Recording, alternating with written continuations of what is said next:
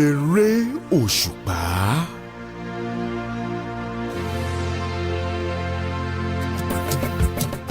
Àlùbọ́sà kékeré kan tó kó sínú omi tó ń sunkún látòwúrọ̀ títí dọjọ́ alẹ́. Dìde sókè bọ́ ojú ẹ̀ wálẹ̀, ìsapá ọ̀tún rẹ̀ ìsapá òsì rẹ̀, mẹ́nikẹ́ni tó bá wù ẹ́ o kò fi ṣàyà. Hello my people, Namibe Aroyoba. If you never subscribe to my YouTube channel, Agbawabura Biewoseri, you are wrong. Make you go there now and subscribe. Thank you.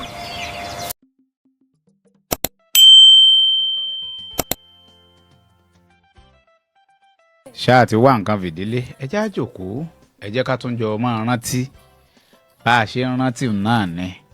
Ṣé ẹ gbàgbé, ṣé ẹ rántí, ṣé ẹ rántí, ṣé ẹ gbàgbé àwọn onírúurú eré èyí tá a ṣe ń gbà tá a kéré, àwọn onírúurú orin èyí tá a kọ nígbà tá a wà ní kéékèèké, yálà nígbà tá a wà nílé ìwé alákọ̀ọ́bẹ̀rẹ̀. Ibí yìí láti máa ń pa bìyàbìdún wọn. Bẹ́ẹ̀ bá rántí, ẹ jẹ́ á jọ máa kọ́ tẹ̀lé mi. Bẹ́ẹ̀ bá sì lẹ gbàgbé, wọ́n rán yín létí. Ẹ ti gbàgbé ni, àgògó bàbá mi lẹ́gbẹ́ ògiri ló dúró. Ìkànká wákàtí èkejì ń ká ìṣẹ́jú gẹ́gẹ́ bí a ti mọ̀ nílé ìwé alágògó. Àwọn bàbá wa míì náà sì tún máa kọ́ báyìí pé àgògó bàbá mi lẹ́gbẹ́ ògiri ló dúró pẹ̀lú ọwọ́ rẹ̀ méjèèjì. Ìkànká wákàtí èkejì ń ká ìṣẹ́jú gẹ́gẹ́ bí àwa ti mọ̀ nílé ìwé alágògó. Gbans gbans gbans gbans.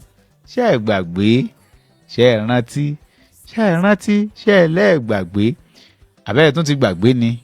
Lábẹ́ igi òrombó ibẹ̀ la gbé ṣeré wa, inú wa dùn ara wa yá wáyà.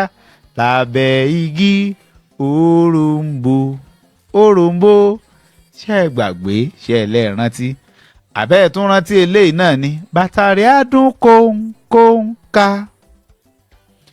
bàtàrí àdún kóńkóńká, bó o bá kàwé rẹ̀ bàtàrí àdún kóńkóń, tó o bá kàwé rẹ̀ bàtàrí àwọ̀ sẹ̀rẹ̀rẹ̀ nílẹ̀. Ẹ ti gbàgbé àbẹ́ẹ̀ ti rántí. Ṣé ẹ rántí iṣẹ́ àgbẹ̀ níṣẹ́ ilẹ̀ wa, ẹni kò ṣiṣẹ́ yóò máa jalè. Ìwé kíkọ́ láìsí ọkọ́ àti àdá kò pé o, kò pé o. Ẹ ti gbàgbé àbẹ́ ẹ ti rántí. Ta ló lè rán mi létí orin tá a máa ń kọ? Méjì ni wọ́n ó béèrè tí wọ́n ní ká kọ́kọ́ máa jà níkùn wa ná. Àwa tá a bá mọ̀ tá a sáré sọ fún mi kó tó di pátẹ̀ wájú nú ètò. Orin tá a máa ń kọ ní ọjọ́ ajé Monday pé ilé ẹ̀kọ́ ṣẹ̀ bẹ̀rẹ̀ báyìí, àtorin tá a máa fi ń kàn rẹ̀ nígbà tí ọjọ́ Jímọ̀, ọjọ́ Ẹtì bóyá bá ń lọ lé. Orin méjèèjì un ẹni bá kọ́ rántí rẹ̀ nínú àwa olólùfẹ́ mi tá à ń gbọ́ wa ńlé lálẹ́ òní, kẹ́ẹ̀kan sáré rán wa létí rẹ̀. Ta ló wà nínú ọgbà náà? Ọláyẹmí látọ̀sán sàmì. Ó yẹ sáré ẹ rán wa létí, ẹ rán wa létí pápápá. Ìfẹ́ ẹgbẹ́ rẹ̀ Gẹ́ngẹ́n lóní Mọ́ndé, ẹ̀yin ẹlẹ́gbẹ́ wa ẹ jẹ́ ká mọ̀ tàgbàdúrà tí bàbá wa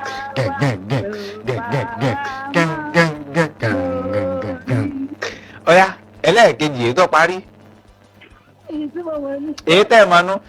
Àwọn tiẹ̀ ti rántí. Ẹlòmíì náà tún lè mú èyí tá a máa fi ń parí rẹ̀ lọ́sẹ̀ ń. Ta ló wà nú ọgbà náà? Ẹ káàlẹ́ owó kọ yín àti ibi tẹ́ ti ń bá wa sọ̀rọ̀ pápápá ìṣẹ́jú kan. láti Jẹ́ríkò ẹ bá ń dá sí i, ọyá ẹ rán wa létí.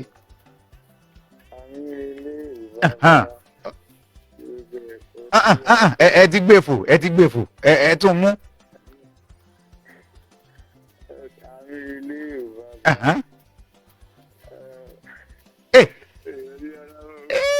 àmì relé òrèlé ọlọ́jọ́ òní o gbogbo ẹ̀kọ́ tí a kọ́ nínú ilé ìwé wa má ṣe jẹ́ kẹ́yẹ èṣù kó ṣàjẹ́ lọ́kàn wa àmín. kò ní bàjẹ́ lágbára ṣe Èdùmàrè ẹjẹ́ á máa bẹ́tò bọ̀ kétò gbìnàyà ṣeun gan-an ni. ẹni bá tún lè rán mi létí orin tá a máa ń kọ nígbà tí bóyá a fẹ́ lọ sí ìjáde oúnjẹ níjáde oúnjẹ bẹ́ẹ̀ bá ti lè rán mi létí ẹjọ́ máa tawọ́ tasẹ̀ nù wa. olè tí ń bá mi sọ̀rọ̀ ẹ káalẹ́ o.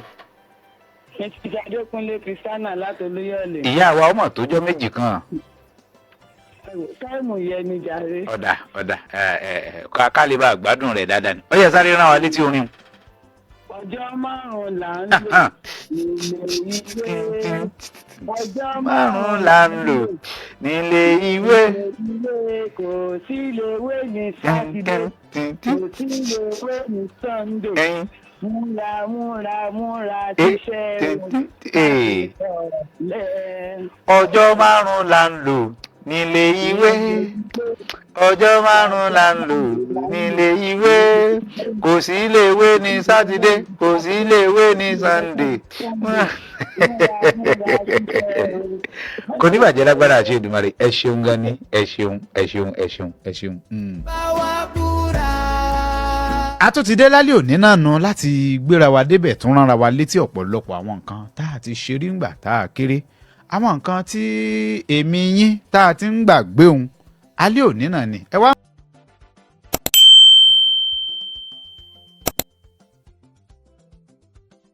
Don't worry, my son. But what if it goes wrong? We will face it together. Okay. Before, body they drag you. After, you don't take control. These herbal extracts are the key to good health and steady income. Yes, for our family's better life. And more fun. Exactly. No dull yourself, oh. DM now or click link. Start today.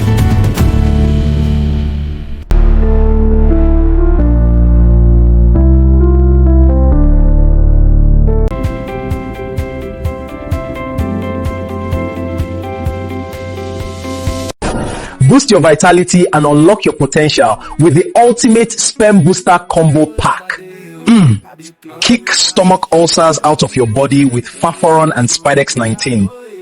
Fight against dementia with Faforon and Salud. Order now. Graphics promo, strategy too. I will go package and well for you. No dolly zone, we they bring fire. Creative spark to your brand require. Multimedia king, make we take it higher. I go Oba, na the boss supplier. Oba, Oba, yeah, Oba, oh yeah. Your one-stop spots, let's go. We there on the show, sure you know. Oba, Oba, yeah, Oba, oh yeah. Your one-stop spots, let's go. We there on the show, sure you know.